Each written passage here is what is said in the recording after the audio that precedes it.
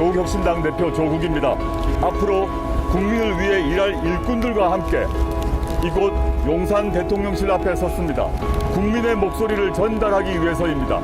지금까지 이런 대통령은 없었습니다.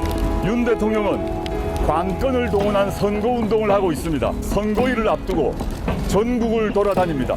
확보도 못한 수백조 원 국가 예산을 투입하더라도 과연 할 수 있을지 모를 공약들을 남발합니다.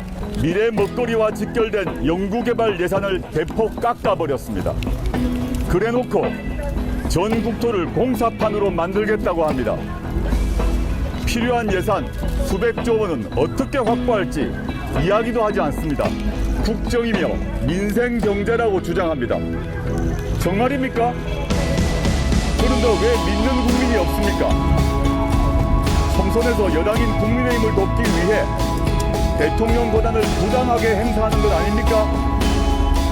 벌써 20번이나 했습니다. 당장 멈추십시오. 조국혁신당은 22대 대원 직후 윤석열 대통령의 관건 선거 의혹 진상규명을 위한 국정조사를 추진하겠습니다. 대통령의 부정선거 운동 혐의를 낱낱이 밝히겠습니다. 관건 선거 운동 말고 민생 살리기에 전념하십시오. 의사 수는 늘려야 합니다. 그러나 국민들은 아파도 제때 치료받지 못할 일이 생길까봐 걱정합니다.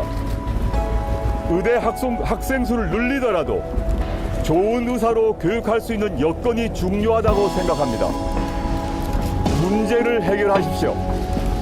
윽박지르기, 압수수색과 수사 말고 정치를 하십시오.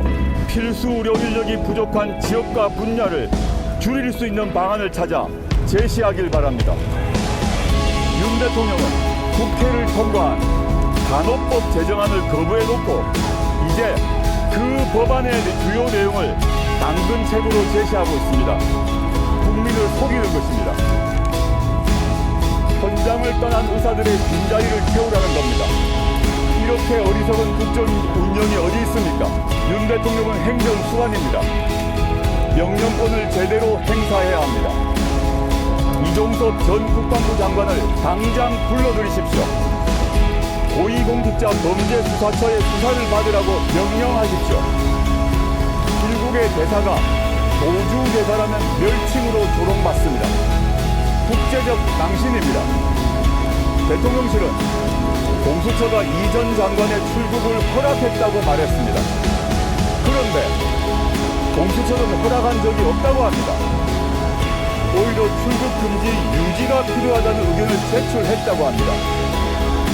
누가 거짓말을 한 것입니까?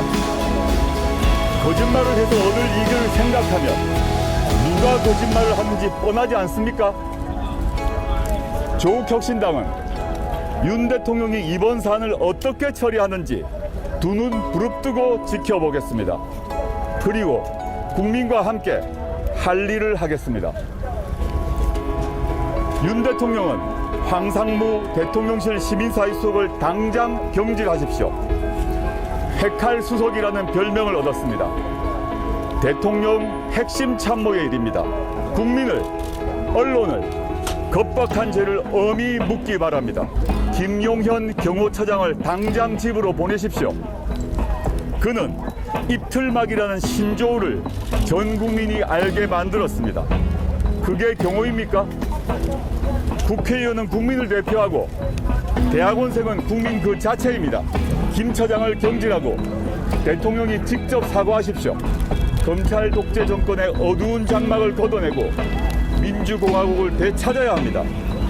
저 조국은 조국혁신당 국회의원 후보들은 맨 앞에서 그리고 맨 마지막까지 싸우겠습니다. 고맙습니다.